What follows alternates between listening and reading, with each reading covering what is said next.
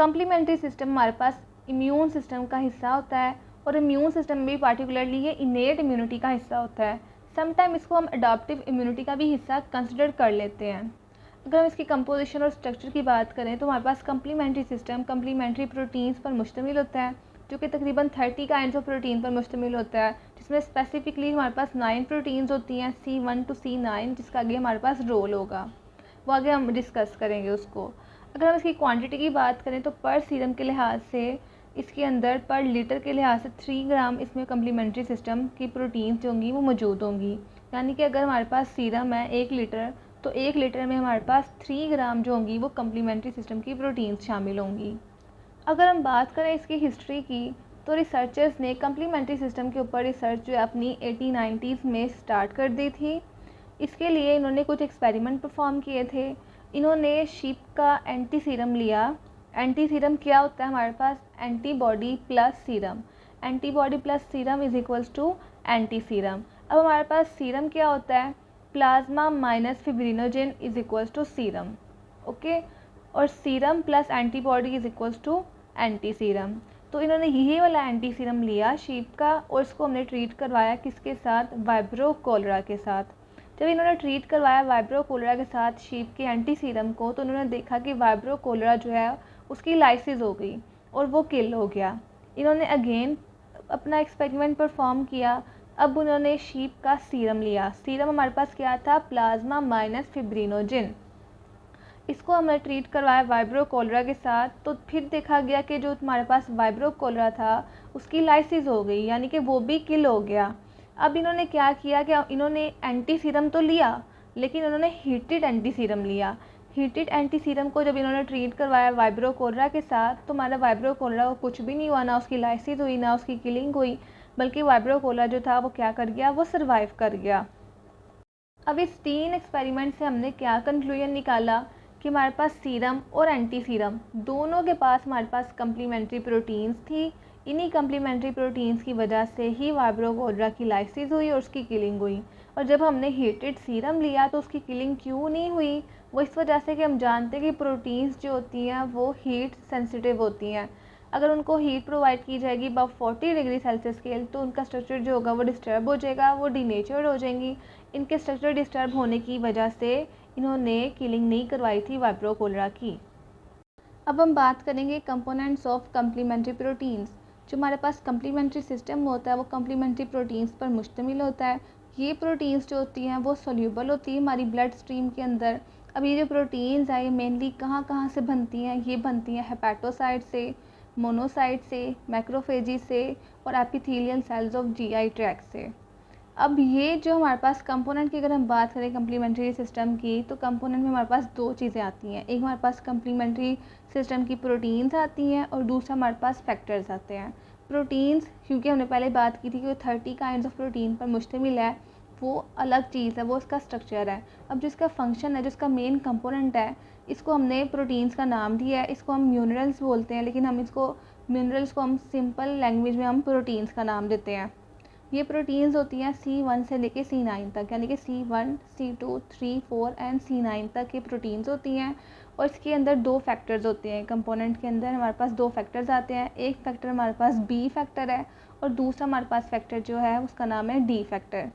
अब हम प्रोटीन्स को हम अच्छे तरीके से देखते हैं तो प्रोटीन हमारे पास वही C1, C2, C3, C4, C5, C6, C7, C8 और C9, 1 to 9 हमारे पास प्रोटीन्स हैं, जिसमें से आगे फर्दर C2 से लेके C5 तक, यानी कि C2, C3, C4 और C5, इन 4 जो प्रोटीन्स हैं इनके आगे से 2 पार्ट्स हैं, जैसे कि C2A पार्ट, C2B पार्ट, इसी तरह C3 का A पार्ट और C3 का B पार्ट, फिर C4 का A पार्ट, C4 का B पार्ट और C5 का A पार्ट और C5 का B पार्ट।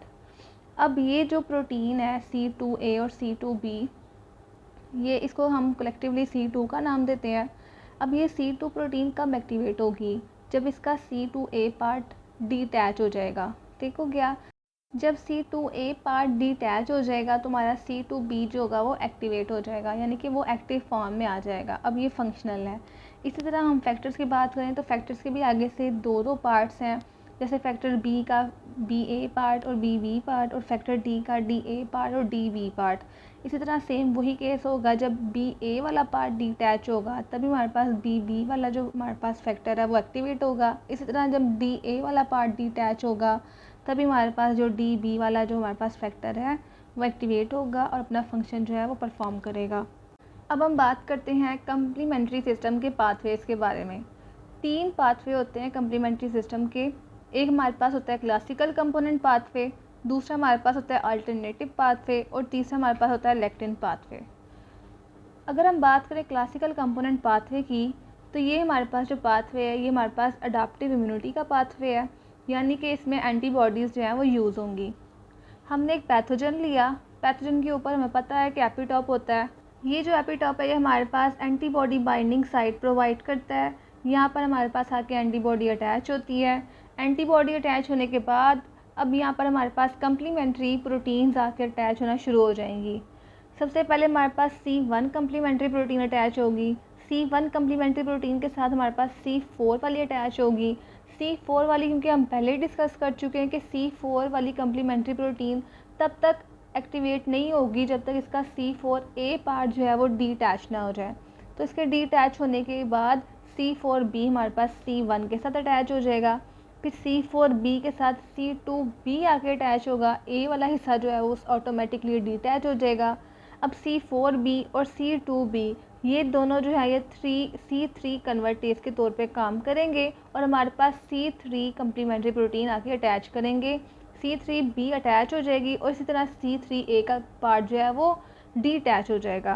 अब हमारे पास C4B, C2B और C3B हमारे पास ये C5 कन्वर्टेज का काम करेगी और अब इसके साथ आके C5B अटैच हो जाएगा और इसी तरह C5A का जो हिस्सा है वो डीटैच हो जाएगा। अब C5 के साथ C6 अटैच होगा और C7 और फिर इसी तरह C8 और फिर C9 जो है वो अटैच होगा।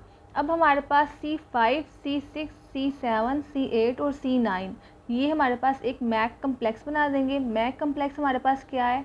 मेम्ब्रेन अटैकिंग कम्प्लेक्स है जो कि एक्ट एज अ ड्रिल, वो ड्रिल के तौर पे एक्ट करती है।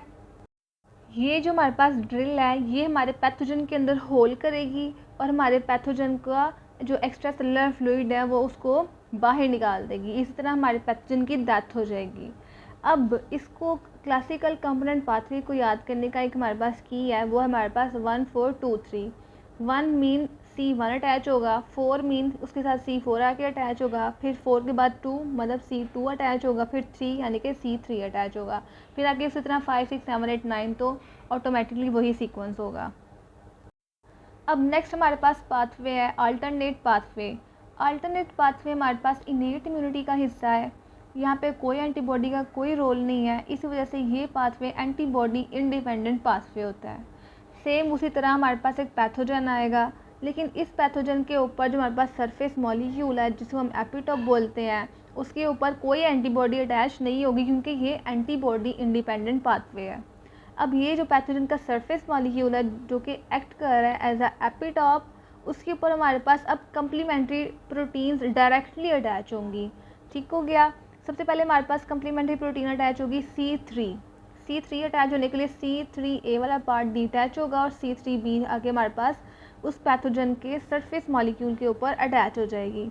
अब C3B के साथ हमारे पास अब फैक्टर यहाँ पे आएगा, फैक्टर B हम डिस्कस कर चुके हैं कि हमारे पास फैक्टर्स के भी 2 पार्ट होते हैं, A पार्ट और B पार्ट। इसी तरह A पार्ट जब डीटैच होगा तभी हमारे पास B पार्ट एक्टिव फॉर्म में आएगा और वो C3B के साथ अटैच हो जाएगा। अब हमारे पास C3B और B फैक्टर का B पार्ट जो है वो C3 कन्वर्टेज के तौर पे काम करेगा। अब ये C3 कन्वर्टेज जो है हमारे पास इसके आगे C3 को अटैच करेगा। सेम इसी तरह C3A पार्ट डीटैच हो जाएगा और C3B हमारे पास अटैच हो जाएगा। अब हमारे पास C3B, फैक्टर B और फिर C3 कम्प्लीमेंट्री प्रोटीन, ये तीनों चीज़ें मिलकर हमारे पास C5 कन्वर्टेज के तौर पे एक्ट करेंगी और C5 को अपने साथ अटैच करेंगी।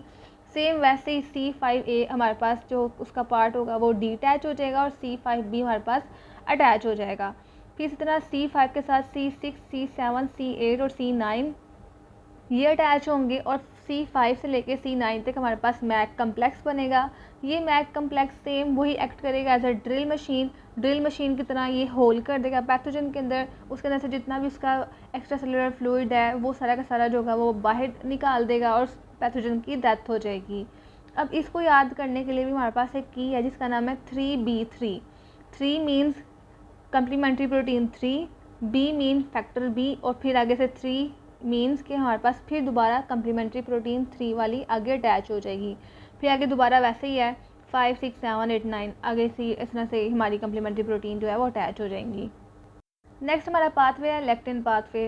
Lectin pathway same to same alternate pathway जैसा ही है, यानी कि वो भी इनेट इम्यूनिटी का हिस्सा, यानी कि वो भी इंडिपेंडेंट है एंटीबॉडी के, लेकिन इसमें थोड़ा सा चेंज ये आता है कि जो इसमें पैथोजन यूज़ होता है इसके ऊपर जो सरफेस मॉलिक्यूल होता है वो मैनोज होगा, यानी कि ऐसा पैथोजन जो कि मैनोज से मिलकर बना है वो पैथोजन यूज़ होगा इधर, और उसकी हमने किलिंग करवानी है।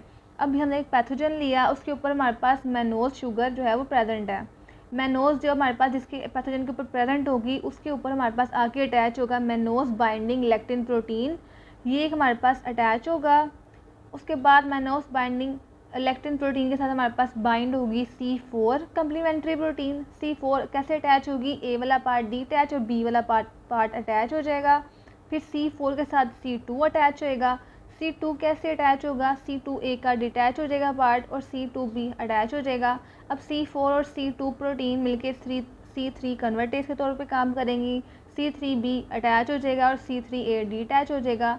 अब C4, C2 और C3 कन्वर्टेज के काम C5 कन्वर्टेज के तौर पे काम करेंगी और हमारे पास C5B अटैच हो जाएगा और C5A डिटैच हो जाएगा।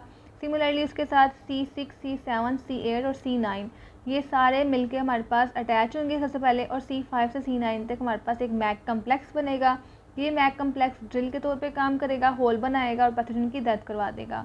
अब इसको भी याद करने का एक सिंपल सा फॉर्मूला ये है कि जो हमने पहले क्लासिकल कंपोनेंट पाथवे पढ़ा था जिसमें हमारे पास था 1, 4, 2, 3, जिसकी की थी 1, 4, 2, 3, सेम वैसे ही किया, लेकिन वहाँ पर हमारे पास C1 पहले अटैच हो रही थी 4 के साथ, यहाँ पर हमने MBL अटैच करना है। ठीक हो गया, membrane binding lectin protein attach करना है। फिर सारा फार्मूला वैसे का वैसे ही है, 4 वैसे का वैसे है, 2 और फिर 3 और फिर आगे सो ऑन। इसकी की same to same classical component pathway की जैसी है, लेकिन एक डिफरेंस ये आता है कि वहाँ पर कम्प्लीमेंट्री प्रोटीन 1 अटैच होती है और यहाँ पर MBL अटैच होता है, यानी कि membrane binding lectin protein attach होती है।